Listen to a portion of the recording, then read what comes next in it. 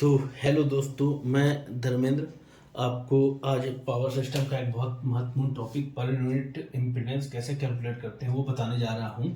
तो हम जब भी फॉल्ट कैलकुलेशन की बात करते हैं तो फॉल्ट कैलकुलेशन में जो सबसे इम्पोर्टेंट होता है वो होता है पर यूनिट कैलकुलेशन, क्योंकि विदाउट पर यूनिट कैलकुलेशन के हम लोग फॉल्ट को ईजिली कैलकुलेट नहीं कर पाएंगे। ठीक है दोस्तों, तो हम लोग चलिए पढ़ते हैं पर यूनिट इम्पीडेंस कैसे हम लोग कैलकुलेट करते हैं। तो बेसिकली जो हम लोग जेड पर यूनिट कैलकुलेट करते हैं वो क्या लेते हैं, Z ohm by Z base. ठीक है, अब जेड बेस क्या होता है, तो हम लोग एक पूरे सिस्टम में बेस इम्पीडेंस डिसाइड करते हैं, उसी को हम लोग जेड बेस बोलते हैं पूरे सिस्टम का। तो जेड बेस कैसे कैलकुलेट करते हैं, तो जेड बेस बेसिकली क्या होता है कि बेस वोल्टेज और बेस करंट।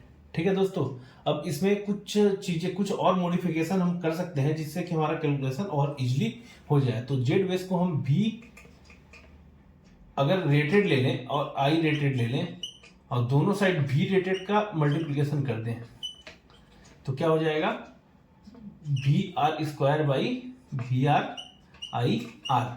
यदि हम बोथ साइड 10 के 0.6 का मल्टीप्लीकेशन कर दे ऊपर नीचे तो ये क्या हो जाएगा, 10.6 अंदर आएगा तो 10 के पावर 3 और वी आर का स्क्वायर हो जाएगा, और ये जो होगा V R I R into 10 के पावर 6 हो जाएगा।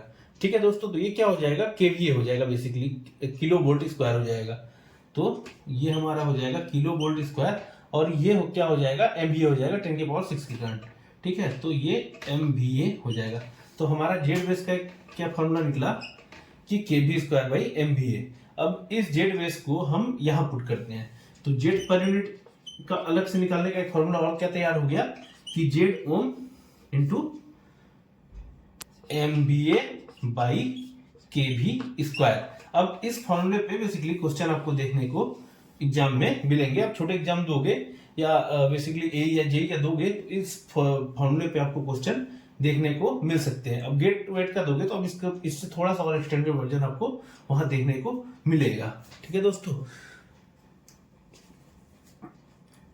तो ये हो गया हमारा जेड पर यूनिट कैलकुलेशन। और जेड पर यूनिट कैलकुलेशन में एक दो चीजों और आप ध्यान रखना कि जो जेड पर यूनिट निकालते हैं हम लोग, तो आईसीटी के both side Z per unit की वैल्यू सेम होती है।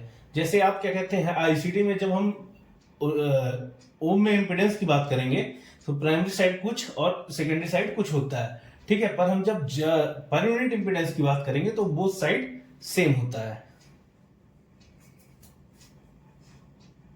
दोस्तों, जो पर यूनिट इंपीडेंस डिसाइड होता है वो हमेशा फेज की वैल्यू में डिसाइड होता है। ठीक है, तो पर यूनिट इंपीडेंस जब भी हम कैलकुलेट करेंगे जो भी वैल्यू हम रखेंगे वो पर फेज में वैल्यू रखेंगे।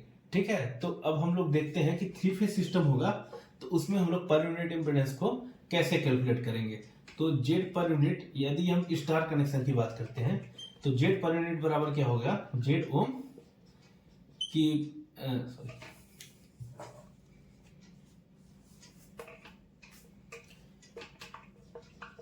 MVA by 3 into K V L by √3।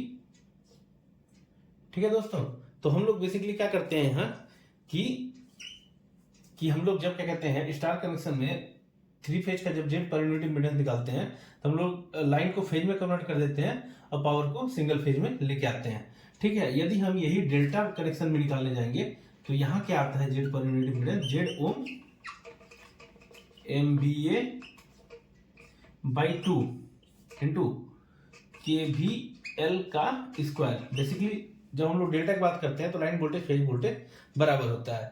तो जब हम क्या कहते हैं जेड डेल्टा कनेक्शन में निकालने जाएंगे पर यूनिट इंपीडेंस तो इतना आएगा, और जब हम लोग फेज स्टार कनेक्शन में हम लोग निकालने जाएंगे तो ये इतना आएगा। इसको आप सॉल्व करेंगे तो बेसिकली ये वैल्यू जो आ जाती है जेड पर यूनिट की स्टार में वो आती है Z ohm 3 phase MVA divide by K V L का स्क्वायर। और जब हम लोग डेल्टा में हम लोग जब निकालने जाएंगे इसी को तो क्या आ जाएगा, Z ohm 3 phase MVA by K V L का स्क्वायर डिवाइड बाई 3 आ जाता है। ठीक है, इसको आप सॉल्व करेंगे तो ये आपको फॉर्मूला मिल जाएगा। तो आपको बेसिकली यही ध्यान देना है जेड पर यूनिट इम्पीडेंस में। और जेड पर यूनिट इम्पीडेंस हमेशा क्या कहते हैं, पर फेज की वैल्यू में डिफाइंड होता है। और जेड पर यूनिट इम्पीडेंस जो हम लोग ट्रांसफार्मर में कैलकुलेट करेंगे तो प्राइमरी साइड और secondary side Z per unit impedance की वैल्यू बराबर होती है। दोस्तों तो जेड पर यूनिट का एक फॉर्मूला हमें और ध्यान रखना है। जेड पर यूनिट जो प्रोपोर्शनल होता है एमवीए बाई केवी स्क्वायर के, तो Z per unit old by Z per unit new का हमें फॉर्मूला ध्यान रखना है। ठीक है, इसमें क्या हो जाता है जेड पर यूनिट ओल्ड, तो MVA old by MVA new.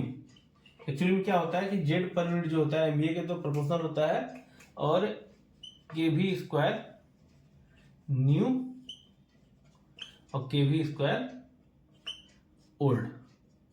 ठीक है दोस्तों, तो हम लोग क्या कहते हैं कि जब केवी स्क्वायर के क्या होता है इनवर्सली प्रोपोर्शनल होता है, तो केवी स्क्वायर ये इनवर्सली प्रोपोर्शनल हो गया, एमवीए डायरेक्टली प्रोपोर्शनल हो गया। जनरली बुकों में क्या दिया जाता है, जेड पर यूनिट न्यू को ऊपर रखते हैं, जेड पर यूनिट ओल्ड को नीचे रखते हैं। तो अपने हिसाब से आप बुक के हिसाब से आप फॉर्मूला रख लेना। इसमें क्या होता है, इसमें क्वेश्चन क्या आता है कि आपको एक पुराना Z per unit impedance old base पे दे देगा, ठीक है, या आपको एक सर्किट रहेगा जिसमें ओल्ड बेस पे आपको जेड पर यूनिट पता होगा, आपको न्यू बेस पे डिसाइड करना होगा। तो ये फॉर्मूला आपको बेसिकली उस जगह पे काम आएगा।